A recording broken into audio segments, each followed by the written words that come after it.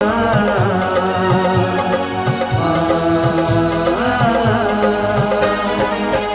हम जीव दया भारत का, सेवा ही बस काम है। सहभागी बन पुण्य कमा लो, सबसे ये आह्वान है। प्रणम्य सागर गुरु महाराज की सोच का ये परिणाम है। सहभागी बन पुण्य कमा लो, सबसे ये आह्वान है, सबसे ये आह्वान है। हम योग प्रणेता ने ये पावन दीप जलाया है। साधर्मी का बने सहारा, बीड़ा ये ही उठाया है, बीड़ा ये ही उठाया है। चलो उन्हें खुशियों से मिलाए, बड़ा पुण्य का काम है। सहभागी बन पुण्य कमा लो, सबसे ये आह्वान है, सबसे ये आह्वान है। जीवों के भोजन का प्रबंधन, असमर्थ बच्चों को शिक्षा, रोजगार की करें व्यवस्था, मांगे ना कोई भिक्षा, मांगे ना कोई भिक्षा। अरे हम जीव दया भारत बस करती ये ही काम है। सहभागी बन पुण्य कमा लो, सबसे ये आह्वान है, सबसे ये आह्वान है। गाय धरा पे रहे सुरक्षित, गौशाला है बनवाई। जीव जंतु की भोज व्यवस्था सुंदर रूप से करवाई, सुंदर रूप से करवाई। साधर्मी भूखा ना सोए, रखना सबका ध्यान है। सहभागी बन पुण्य कमा लो, सबसे ये आह्वान है, सबसे ये आह्वान है। साधर्मी रोगी के इलाज को हम मिलके हैं करवाते। जाने कितने असहायों को राशन घर में पहुंचाते, राशन घर में पहुंचाते। लक्ष्य हमारा उन चेहरों पे लानी बस मुस्कान है। सहभागी बन पुण्य कमा लो, सबसे ये आह्वान है, सबसे ये आह्वान है। दान धर्म ही साथ जाएगा, बाकी सब तो धोखा है। पुण्य के भागी बन जाओ, ये बड़ा ही पावन मौका है, बड़ा ही पावन मौका है। जुड़ के जीवन सार्थक कर लो, पावन ये अभियान है। सहभागी बन पुण्य कमा लो, सबसे ये आह्वान है, सबसे ये आह्वान है। इस कार्यक्रम के पुण्यार्जक हैं प्रणम्य वाणी देवदूत। प्रणम्य गुरु की वाणी पहुँचे घर घर, सम्यक ज्ञान प्रभावना होवे घर घर। सभी प्रणम्य वाणी देवदूत के पुण्य की बहुत बहुत अनुमोदना। अधिक जानकारी के लिए संपर्क करें। गुरु चरणों में समर्पित गुरु भक्त परिवार USA।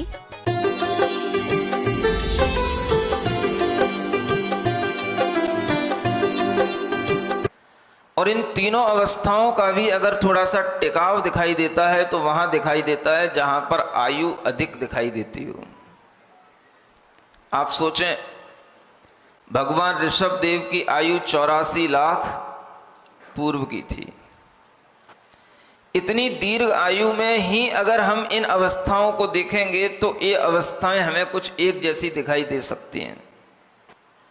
यद्यपि तीर्थंकरों के लिए यह नियम है कि उन्हें कभी भी बुढ़ापा नहीं आता, उनकी अवस्थाओं में परिवर्तन यौवन होने के बाद में, युवावस्था होने के बाद में ज़्यादा नहीं होता।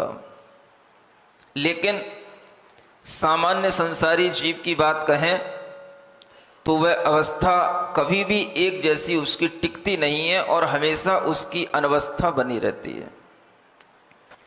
दशा एक जैसी कभी बनती नहीं है और ये जो दशाएं बदलती रहती हैं, हम इन दशाओं को भी देख करके इस बारे में नहीं सोचते हैं कि ये दशाएं बदल रही हैं, ये दशाएं बदलते बदलते क्या संदेश दे रही हैं, इस बारे में हमारा विचार नहीं होता है।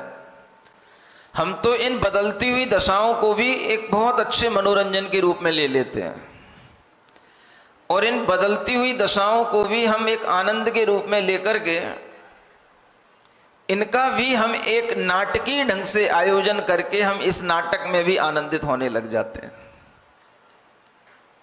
वस्तुतः देखा जाए तो ये नाटक क्या होते हैं? ये दशाओं के परिवर्तन का एक शो होता है जिसमें दशाएं परिवर्तित होते हुए इतनी जल्दी दिखाई जाए कि वह एक नाटक भी बन सकता है, वो एक सीरियल भी बन सकता है, वो एक फिल्म भी बन सकती है। आपने देखा होगा फिल्मों में कई बार दिखाया जाता है एक बच्चा दौड़ते दौड़ते दौड़ते दौड़ते बहुत बड़ा बन गया। ये फिल्मों में भी इसी तरीके के दशाएं दिखाई जाती हैं कि कोई भी अवस्था स्थित नहीं है, लेकिन अगर कोई बच्चा दौड़ने लग जाए उस फिल्म को देख करके तो कभी भी वो बच्चा दौड़ते दौड़ते दौड़ते दौड़ते ऐसे बड़ा नहीं हो सकता जैसे फिल्मों में दौड़ते दौड़ते दौड़ते दौड़ते 1 मिनट के अंदर बड़ा दिखाई दे दिया जाता है। ये फिल्म का भी एक रूप जो हमारे सामने आता है वो तभी आता है जब हम दशाओं के परिवर्तन को एक साथ कंपोज करने की कोशिश करते हैं। दशाएं बिगड़ रही हैं, दशाएं बदल रही हैं और उन दशाओं में हम अगर फिर भी मनोरंजन अपने सामने ले आते हैं और ये ज्ञान भूल जाते हैं तो आचार्य कहते हैं तुम इस संसार के नाटक में हमेशा पड़े रह जाओगे। वैसे तो देखा जाए संसार ही एक नाटक है। अब उस संसार के नाटक में भी लोग और ज्यादा नाटक देखते रहते हैं और वो नाटक जो संसार का नाटक है वो हमें आचार्य परमेष्ठी दिखा रहे हैं, हम उसको देखना नहीं चाहते हैं। हर कोई अपना अपना नाटक दिखाना चाहता है। यहां भी एक नाटक ही दिखाया जा रहा है। देखो एक लाइन के अंदर कितना बड़ा गेम है ये। जननी जाया हो जाती है और जाया माया हो जाती है। शब्दों में भी नाटक है, अर्थ में भी नाटक है और भाव में भी नाटक है। जननी स्त्री बन जाती है और स्त्री जननी बन जाती है। जननी जाया बन जाती है और जाया माया बन जाती है। जाया और माया का खेल है दुनिया में और कुछ नहीं है। जाया माने वह स्त्री जिसके साथ में हम रहने लग जाते हैं वो जाया हो जाती है और जो हमें जन्म देती है वो माया हो जाती है।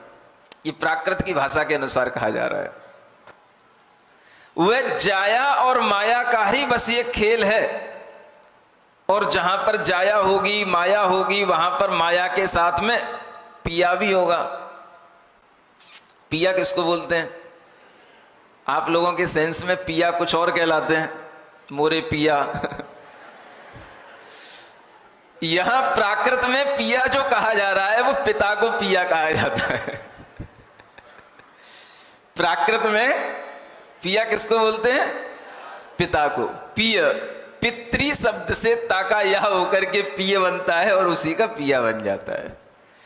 तो माया और पिया इन दोनों का ये खेल चलता है और उस खेल में एक सुत का जन्म हो जाता है और फिर उस सुत के साथ में फिर वो जाया आ जाती है और फिर जाया के साथ में फिर वह एक सुत का जन्म हो जाता है और फिर वह जो सुत था वो पिया बन जाता है और वह जाया थी वो माया बन जाती है और फिर वह सुत का भी एक सुत हो जाता है और इस तरह का ये खेल निरंतर चलता रहता है। समझ आ रहा है? ऐसा लगता है आप लोगों को हमारा नाटक अच्छा नहीं लगता। हम जो नाटक यहाँ दिखाते हैं आपको, वो नाटक अच्छा नहीं लगता आपको। ये देखो कितने अच्छे नाटक हैं। ये क्या, ये नाटक नहीं है? नाटक का मतलब क्या होता है? जहां एक पात्र अपना रूप बहुत जल्दी जल्दी बदल लेता है। कभी किसी रूप में आ जाता है, कभी किसी रूप में आ जाता है, और ऐसे ही संसार को एक नाटक का रूप कहा गया है। आचार्यों ने कहा है कि इस संसार में हर व्यक्ति इस कर्म के पराधीन होकर के नाटक कर रहा है। हर व्यक्ति के अंदर एक पराधीनता का भाव छिपा हुआ है, और उसी पराधीनता के कारण से वह कुछ ना कुछ एक नई शक्ल ले लेता है। कभी उस शक्ल के साथ में थोड़ी सी उसको अक्ल भी आ जाती है, लेकिन सबसे बड़ी अक्ल वह मानी जाती है जो इस नाटक के भीतर की बात को समझ ले कि ये नाटक कौन कर रहा है और ये नाटक कहां से चल रहा है।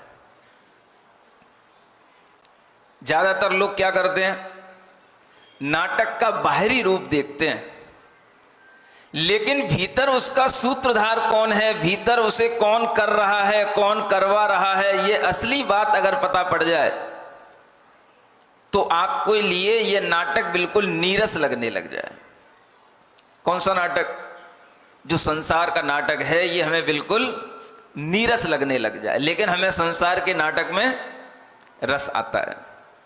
वो रस इसीलिए आता है कि हम उसके पीछे जो कारण है उस कारण को नहीं पकड़ते हैं, और कारण हमें यहां बताया जा रहा है। हम सब एक नाटक कर रहे हैं। आज हम किसी रूप में हैं, कल हम किसी रूप में थे, आगे हम किसी रूप में होंगे। ये सब हमारे लोगों के क्या हैं? नाटक हैं। हर व्यक्ति दिन भर में 10 बार 3 बार तो कम से कम ड्रेस बदलता ही है। अगर हर व्यक्ति देखे अपने आप को तो दिन में 3 बार तो हर आदमी नाटक कर ही लेता है। और जो लोग मंदिर में आ जाते हैं, पूजा के वस्त्र पहन लेते हैं, तो उनके लिए एक आध नाटक और बढ़ जाते हैं। नहीं समझ आ रहा? सुबह के ड्रेस अलग थी, बाद में जब आप नहा धो करके तैयार हुए तब ड्रेस अलग थी, फिर जब मंदिर में आ गए ड्रेस अलग हो गई, फिर एक ड्रेस, अब जब महाराज का पड़गाहन करोगे तब एक ड्रेस फिर बदल जाएगी, और फिर उसके बाद में जब दुकान पे बैठोगे तब की ड्रेस अलग होगी, और कहीं नाइट में कोई पार्टी हो गई तो फिर उसकी ड्रेस अलग होगी। जितनी ड्रेसें बदलोगे उतने ही नाटक होंगे। अब नाटक जो ड्रेस बदलते हैं उनके तो नाटक अच्छे लगते हैं, और जिन्होंने एक बार अपनी ड्रेस को हमेशा के लिए उतार दिया अब उनके लिए क्या नाटक।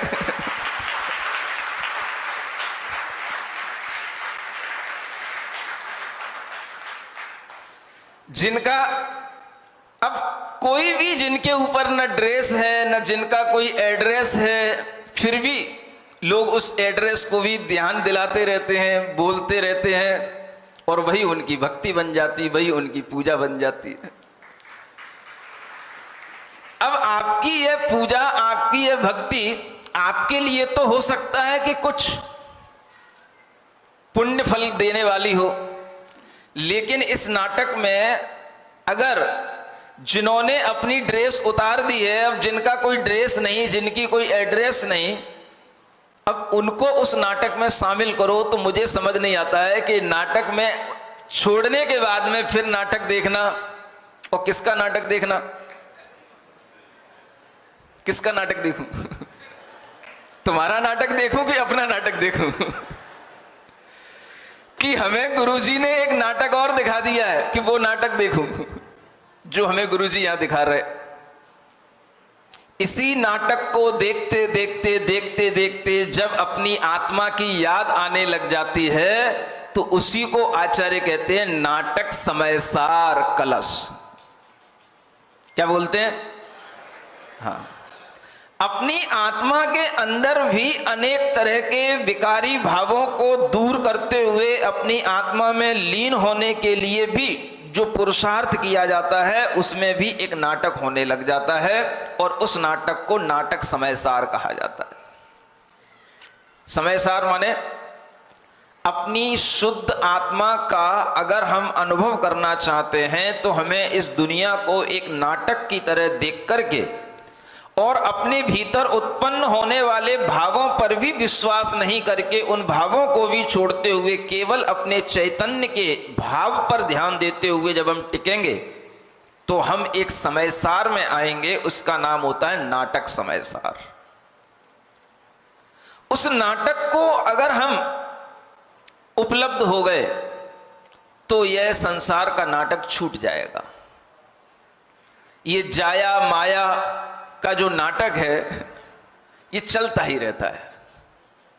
एक सौभाग्य मिला इस जीव को, वो अपने आप मिला कि बहुत बड़े पुण्य के फल से मिला, ये तो अब हम केवली भगवान से ही जाकर के पूछेंगे। लेकिन एक सौभाग्य मिला कि इस नाटक को हम थोड़ा सा तोड़ पाए, जो ये नाटक चल रहा था, और इस नाटक से बच पाए कि जो जाया है वो माया बन जाती है, वही माया फिर जाया बन जाती है, फिर वही जाया फिर माया बन जाती है। कोई यहां पर न जाया जाया के रूप में स्थित रहती है, न माया माया के रूप में स्थित रहती है। समझ रहे हो जाया और माया? ये कितना अच्छा नाटक दिखाया जा रहा है। और उस जाया माया के बीच में पिया और आ जाता है तो फिर एक सुया और एक सुई है ना। सुया, सुया जानते हो? सुत को ही, सुता को ही सुया बोलते हैं। तो वह एक सुआ और उत्पन्न हो जाता है। जैसे आप कभी किसी बच्चों के लिए कहते हैं ना सुआ है? हाँ, सुआ जैसा। तो वह सुआ भी जो है प्राकृत का ही नाम है। सुआ माने वह बेटा बेटी जो उत्पन्न हो जाते हैं वो सुआ कहलाते हैं। बस ये नाटक चलता रहता है। जाया माया पिया और सुआ का कभी भी संयोग किसी भी रूप में किसी के साथ बन जाता है, और हर जन्म में नई नई ड्रेस पहन ली जाती है, नया नया भेष धारण हो जाता है, और एक नया नया रूप हमारे सामने आ जाता है। हम इसको समझने की कोशिश करें। आचार्य कहते हैं हमारे जितने भी रूप ये बदल रहे हैं ये सब बदलेंगे।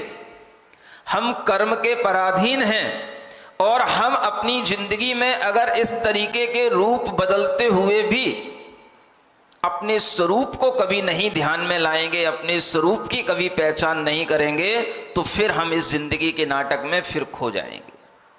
इस संसार के नाटक में हम फिर खो जाएंगे।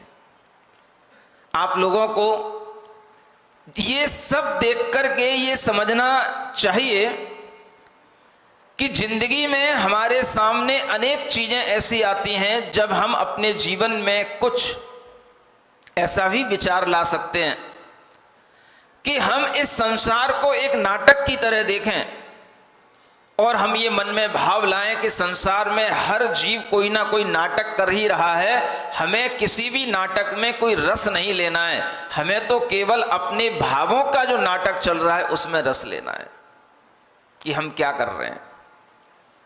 और अगर आपको ऐसा करने आ जाएगा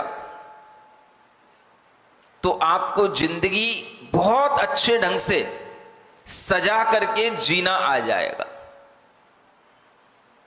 जिंदगी को सजाना जानते हो? चेहरे को सजाना तो सब जानते हैं। कोई भी पार्टी हो फिर देखो कैसा मेकअप करके आते हैं, अलग से लोगों को बुला करके या उनको उसी स्थान पर पहुंच करके रूप बदल दिए जाते हैं। मेकअप करने के लिए जब व्यक्ति को लगता है कि अगर मेकअप से भी काम नहीं हो रहा है तो आजकल लोग प्लास्टिक सर्जरी भी करवाने लगे हैं। भाई चेहरा बिल्कुल बदल दो। जो हमारे लिए कोई आइडियल है बस उस जैसा हमारा चेहरा चाहिए। और आपके आइडियल कौन है? तो दुनिया के जितने फिल्मी हीरो और हीरोइन है वही आपके आइडियल हैं। कोई ने प्लास्टिक सर्जरी अगर कभी करवाई तो आचार्य गुरुदेव के चेहरे जैसी करवाई कभी प्लास्टिक सर्जरी? कोई नहीं करवाएगा। हर आदमी के लिए कोई ना कोई रूप बदलने का भाव बना रहता है, अपने चेहरे को सजाने का भाव बना रहता है, शरीर को सजाने का भाव बना रहता है। लेकिन आचार्य कहते हैं अपनी आत्मा को सजाओ, अपनी जिंदगी को सजाओ। और जिंदगी को अगर सजाओगे तो सजाना शब्द का एक और अर्थ होता है, सजा आपको किसी ना किसी को देनी पड़ेगी। क्या सुन रहे हो? सजा, एक और सजा होती है। एक सजा डेकोरेट होना कहलाती है, और एक सजा जिसमें पनिशमेंट मिलता है उसको सजा कहते हैं। समझ आ रहा है? एक जिंदगी को सजाने के लिए अगर आपको अपनी जिंदगी सजानी है तो किसी ना किसी को सजा देनी पड़ेगी। आपको अगर अपना जीवन सजाना है तो उसकी सजा किसी ना किसी को भोगनी पड़ेगी। मान लो कोई बेटा है, हम भगवान महावीर स्वामी की बात करें, जब उन्होंने अपना जीवन सजाने की सोची तो उन्होंने अपने मां को छोड़ा, पिता को छोड़ा, और पिता को उससे दुख हुआ, मां को दुख हुआ। आखिर उन्होंने माता पिता को, हम कह सकते हैं, एक तरीके की सजा दे दी। सजा में व्यक्ति को क्या होता है? दुख होता है ना। माता पिता को एक सजा मिल गई, लेकिन वह माता पिता की सजा के बिना कभी भी भगवान महावीर स्वामी का जीवन सज नहीं सकता था। उन्होंने अपना जीवन सजाने के लिए किसी को सजा देनी भी पड़ी तो दे दी। अब आप समझो, जब आप भी किसी जीवन को सजाओगे, अपने आप को सजाओगे, तो आपको किसी दूसरे को सजा देनी ही पड़ेगी। एक सजेगा तो दूसरा भी सजेगा, लेकिन एक सजा में एक जो है संभलता चला जाएगा, सुंदर होता चला जाएगा, और एक सजा में दूसरा दुखी होता चला जाएगा। आपको लगता है भगवान महावीर स्वामी ने अच्छा किया? बोलो, अच्छा किया कि नहीं किया? अच्छा किया।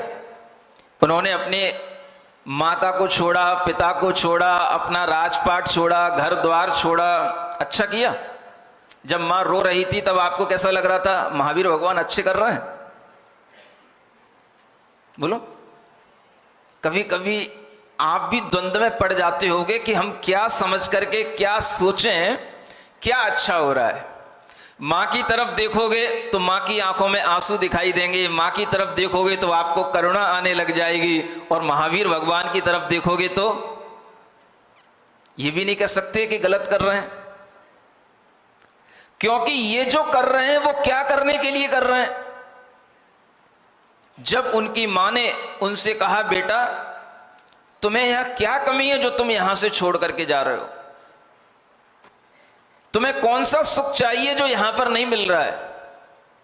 तो वह बालक वर्धमान कहते हैं, वो युवा बालक वर्धमान महावीर स्वामी का उस समय पर वह कहना होता है, कमी कुछ नहीं है, दुख कहीं से कहीं तक कुछ नहीं है, लेकिन जो दुखों की परंपरा चल रही है उस परंपरा को तोड़ना है। और जब हम किसी मां के गर्भ में आते हैं तो उस मां को भी दुख होता है और हमको भी दुख होता है। अब कुछ ऐसा करना है कि आगे किसी मां के गर्भ में ना जाना पड़े, ना उस मां को आगे कभी दुख हो और ना हमारी जीवात्मा को कभी दुख हो। ऐसा कुछ करना है। बस इसने काम के लिए एक सजा माता पिता को लगने लग जाती है कि हमने अपने यहाँ पर ऐसे बालक को जन्म दिया, लेकिन उसके बावजूद भी ये बालक घर छोड़ करके क्यों चला गया और मुझे क्यों ऐसा दुख दे गया, क्यों मुझे सजा दी गई। तो एक को सजा मिलेगी तभी दूसरा सजेगा, ये आप ध्यान रखना। उसके बाद भी भगवान महावीर स्वामी को अगर अपनी आत्मा को सजाना है, अब फिर दो आ गए, नहीं समझे? जब घर में थे तब भी दो थे। बेटा मां के सामने आ जाए तो दो हैं, बेटा पिता के सामने आ जाए तो दो हैं। समझ आ रहा है? बेटा घर में रहे, घर अगर उसे दिखाई दे तो भी उसे घर और बेटा तो दो हैं। भाई के सामने आ जाए तो दो हैं, बहन के सामने आ जाए तो दो हैं। और जहां दो हैं उन दो में से जब भी कोई एक अपने आप को सजाने के लिए तैयार होगा तो दूसरे को दुख उससे होगा ही होगा। लेकिन वह दुख भी कभी कभार इस संसार के नाटक को देखते हुए उस दुख को भी सहन करना जरूरी हो जाता है। उस दुख को सहन किए बिना कभी भी आप आगामी दुख से बच नहीं पाओगे। और वही परिणाम निकलता है कि जब वह उस द्वित्व से दूर हो गया जो घर में था, अब उन भगवान महावीर स्वामी के पास में अभी भी दो चीजें हैं। अब क्या है? एक अपनी आत्मा, एक अपना शरीर। अभी भी दो चीजें हैं कि नहीं? अब इसमें से चूज करो क्या करना है, किसको सजाना है। जिंदगी सजाने के लिए हमने अपनी एक राह अलग बदल ली, चलो ठीक है, दूसरों को सजा दे दी। अब फिर जब हम इस राह पर चलने लग गए तो अब फिर सोचो अब हमें किसको सजाना है। आत्मा को सजाना है कि शरीर को सजाना है? जब आत्मा को सजाना है तो शरीर को भी सजा मिलेगी ही मिलेगी। और शरीर की सजा क्या है? उन भगवान महावीर स्वामी ने नग्न रूप धारण करके, दिगंबरत्व धारण करके, गर्मी सर्दी बरसात सब कुछ इस शरीर के लिए दे करके अपने शरीर को ऐसी सजा दी कि उन भगवान महावीर स्वामी की आत्मा 12 वर्ष के बाद में केवल ज्ञान से सज गई।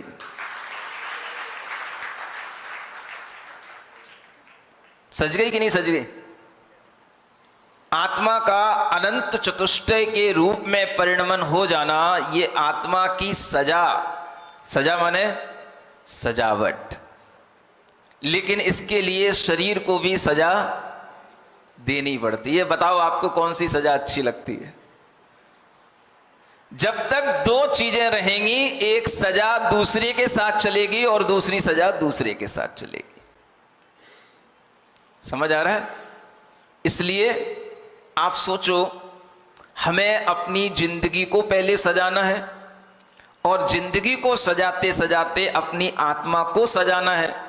और अगर हमें अपनी जिंदगी को सजाना है तो पहले हमें यह समझना पड़ेगा कि जिंदगी कैसे संवरेगी, कैसे सजेगी। तो कर्म के द्वारा किए जाने वाले जो फल हैं, उन कर्म फलों से हमें जो कुछ भी मिलता है उस चक्कर से पहले निकलना पड़ेगा। हमें जो कुछ भी मिला है ये सब किससे मिला? ये किससे मिल रहा है? कर्म फलों से मिल रहा है। लेकिन इन कर्म फलों में हम पराधीनता नहीं देख रहे हैं, हमें स्वाधीनता ही नजर आ रही है। देखो हमारे कर्म कितने अच्छे फल रहे हैं। हमें चातुर्मास मिला महाराज का, हमें चातुर्मास की प्राप्ति हुई, कितने अच्छे कर्म फल रहे हैं। इन कर्म फलों को हम इस रूप में नहीं देख रहे हैं कि ये कर्म फलों के कारण से हमें कुछ अच्छा लग रहा है। हमें इसमें पराधीनता नहीं दिख रही है। चातुर्मास चल रहा है, चातुर्मास के अंदर हमें खूब हर तरह से पुण्य लाभ मिल रहा है और उस पुण्य लाभ में भी हमें जो कर्म के फल से हमारे सामने ये पुण्य लाभ ग्रहण करने की बारियां आ रही हैं, ये अवसर आ रहे हैं, हमें इसमें भी कहीं से कहीं तक कोई नहीं दिखाई देता कि हम अपने कर्म का फल भोग रहे हैं। सब चल रहा है महाराज, बिल्कुल सहज चल रहा है। सोचना ही क्यों कि कर्म का फल है, कि हम पराधीन हैं, दूसरी बाधा अपने दिमाग में उत्पन्न नहीं क्यों करना। सब अच्छा चल रहा है महाराज, चलने दो। आप नई दिमाग से नई बातें हमारे दिमाग में मत पहुंचाओ। इसलिए कुछ लोग सुनने ही नहीं आते हैं। समझ आ रहा है?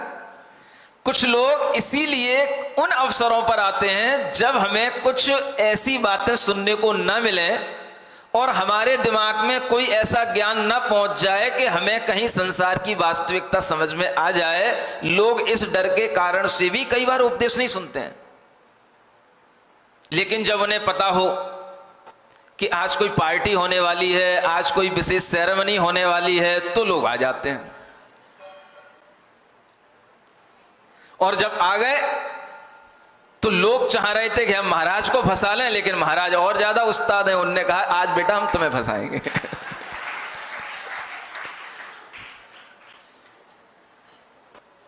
अब सुनो, सुनना तो पड़ेगा। दिमाग में ये बात तभी पहुंचेगी जब आप किसी ना किसी निमित्त से महाराज के सामने आओगे, बैठोगे, सुनोगे। निमित्त कुछ भी हो सकते हैं, लेकिन महाराज हमेशा आपको संसार से ऊपर उठने का ही ज्ञान देंगे, संसार के चक्र से निकलने की बात बताएंगे और आपको बताएंगे कि आप भी अपनी आत्मा को वैसे ही सजाओ जैसे भगवान महावीर स्वामी ने सजाई, आचार्य गुरुदेव ने सजाई। ऐसे ही आप भी अपनी आत्मा को सजा दो, सजा दो। समझ रहे हो? एक दो लाइनें कभी मैंने लिखी थी, सुना दूं? वो तो तैयार हो।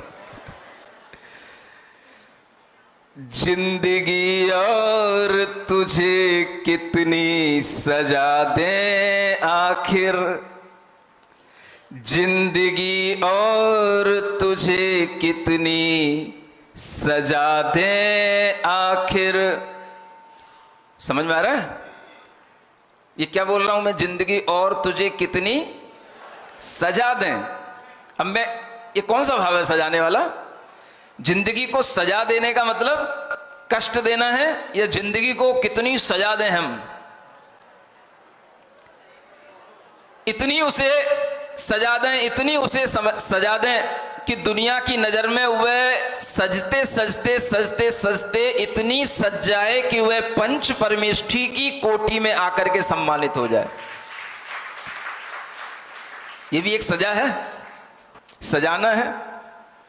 जिंदगी और तुझे कितनी सजा दें आखिर। अभी समझ लो ये कौन सी सजा की बात कर रहा हूं मैं।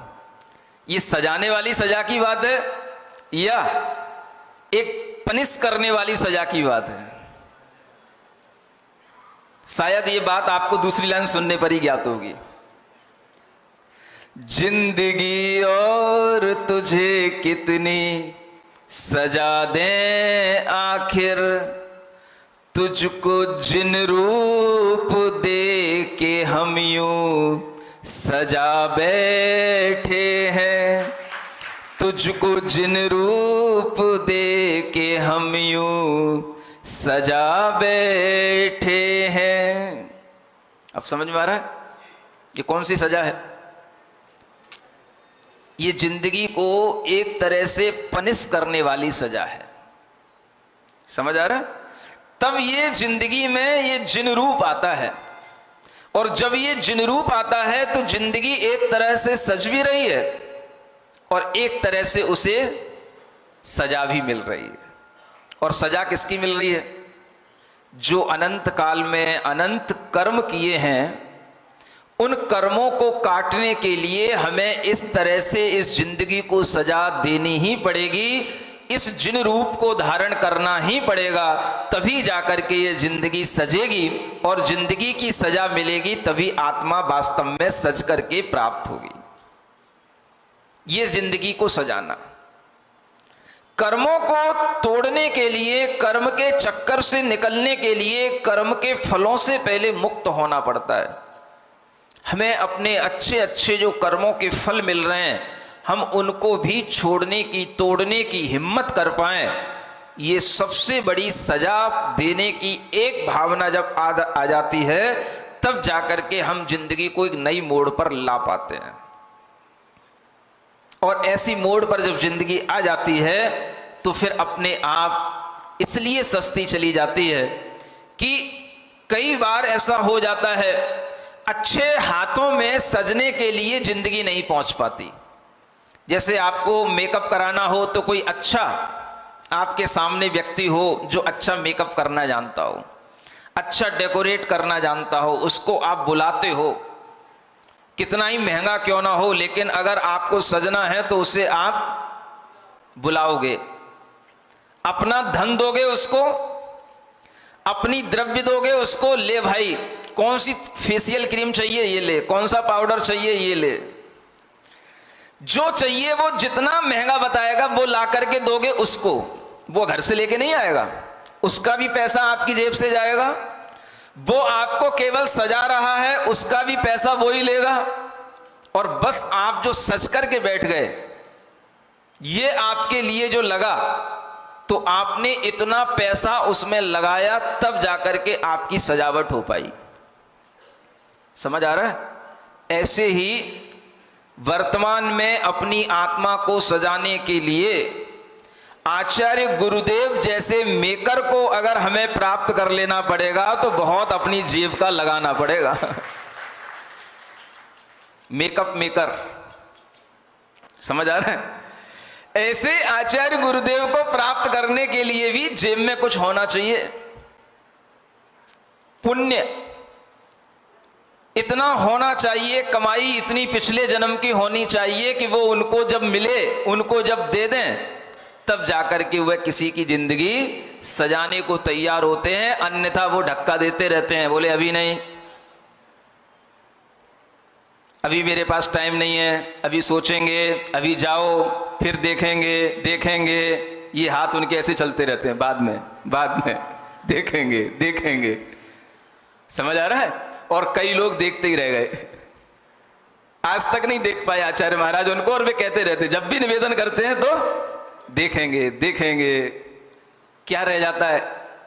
कहीं ना कहीं जेब में कुछ कमी रह जाती है, कहीं ना कहीं उनके भावों को बनाने के लिए अपने पास में जो पुण्य की कमाई होनी चाहिए वो कम पड़ जाती है। बस इस जिंदगी का मैं इतना ही सौभाग्य समझता हूं कि हमें इतने अच्छे आत्मा की मेकअप करने वाले बहुत अच्छे हमें मेकर मिल गए, जिन्होंने हमें एक बार में ही स्वीकार लिया। मेरे लिए सबसे अच्छी बात यही थी और कुछ नहीं। मेरी जिंदगी का नाटक तो बदल गया और मेरी जिंदगी एक नई शुरुआत हो गई। अब उस नाटक को आप क्या देखना चाहोगे? और देखना है तो आप देखो, हम तो कोई मना नहीं कर रहे हैं, और देखना आपको चाहिए, शायद उस नाटक में से भी कुछ अच्छी बातें निकल आए। लेकिन उस नाटक को, जिसका नाटक उसी को दिखाना चाहो,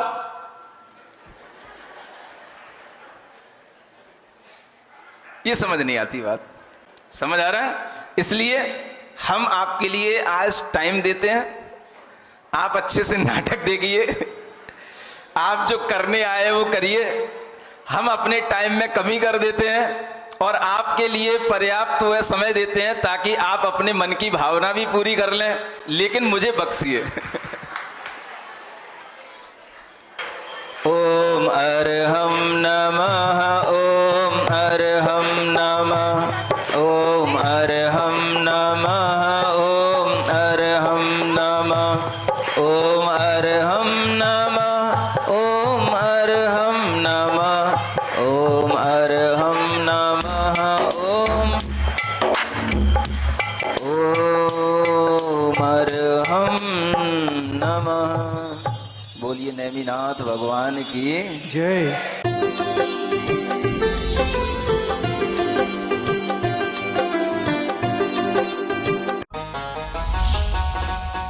इस कार्यक्रम के पुण्यार्जक थे प्रणम्य वाणी देवदूत। प्रणम्य गुरु की वाणी पहुंचे घर घर, सम्यक ज्ञान प्रभावना होवे घर घर। सभी प्रणम्य वाणी देवदूत के पुण्य की बहुत बहुत अनुमोदना। अधिक जानकारी के लिए संपर्क करें।